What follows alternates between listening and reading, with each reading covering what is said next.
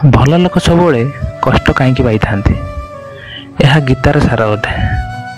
ଗୀତାରେ ଅର୍ଜୁନଙ୍କୁ ଶ୍ରୀକୃଷ୍ଣ ଏହାର ଜବାବ ଦେଇଛନ୍ତି। ମନୁଷ୍ୟ ସବୁବେଳେ ତା କର୍ମ ଅନୁସାରେ ଫଳ ପାଇଥାଏ। ଦିନେ ଅର୍ଜୁନଙ୍କ ମନରେ ପ୍ରଶ୍ନ ଆସିଲା।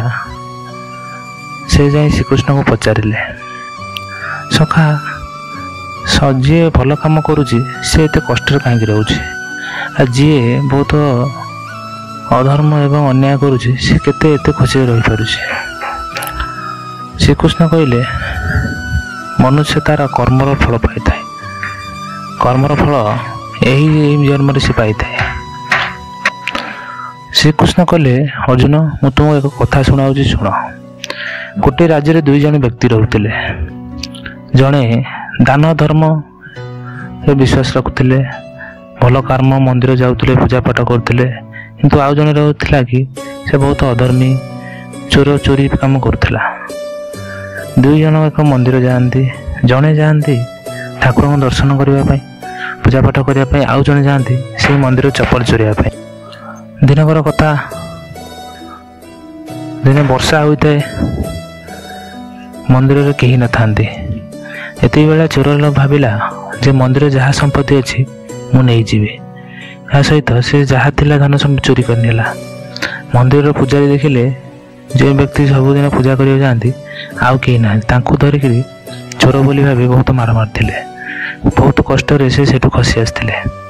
ବାଟରେ ଗଲାବେଳେ କିସ୍ମତ ତାଙ୍କର ସାଥ ଦେଇନଥିଲା। ତଥାପି ସେ ଏକ ଆକ୍ସିଡେଣ୍ଟ ହୋଇଥିଲା ତାଙ୍କର। ହେଲେ ଏହା ଛୋଟ ଆକ୍ସିଡେଣ୍ଟ ଥିଲା। ସେଠୁ ସେ ଛୋଟେ ଗଲାବେଳେ ବାଟରେ ସେ ଚୋରକୁ ଭେଟିଥିଲେ।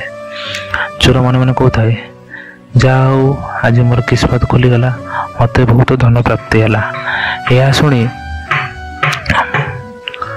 ଭଲ ବ୍ୟକ୍ତିର ମନରେ ପ୍ରଶ୍ନ ଆସିଲା, ମୁଁ ଏତେ ଭଲ କର୍ମ କରିବା ଦ୍ୱାରା ମୁଁ ଏତେ କଷ୍ଟ ପାଉଛି। ସେ ରାଗରେ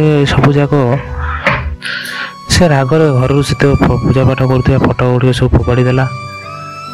ଆଉ ମନରେ ବହୁତ କଷ୍ଟ ଲାଗିଲା ତାକୁ।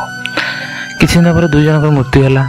ମୃତ୍ୟୁ ପରେ ଯମଲୋକରେ ଯାଇ ସେ ଯମକୁ ପଚାରିଲା, ମୁଁ ଜୀବନ ସାରା ଭଲ କାମ କଲି, ଦାନ ଧର୍ମ କରେ, ପୂଜାପାଠ କରେ, ହେଲେ ମୋତେ କାହିଁକି ଏତେ କଷ୍ଟ ମିଳିଲା?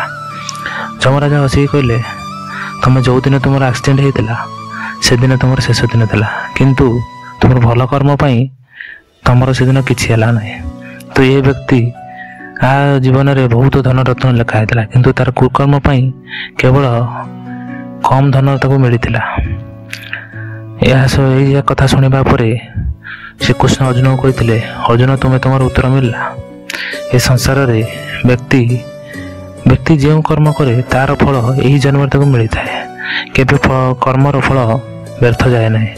ଶ୍ରୀକୃଷ୍ଣ କହିଲେ, ଭଗବାନ ତମ କର୍ମକୁ ନଜରଅନ୍ଦାଜ କରୁଛନ୍ତି, ଏହା ବିଲକୁଲ ସତ୍ୟ ନୁହେଁ।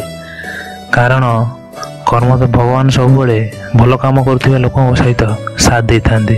ଭଗବାନ କେତେବେଳେ କେଉଁ ରୂପରେ ତୁମକୁ କ'ଣ ଦିଅନ୍ତି ଆମେ ଜାଣିପାରିନଥାଉ।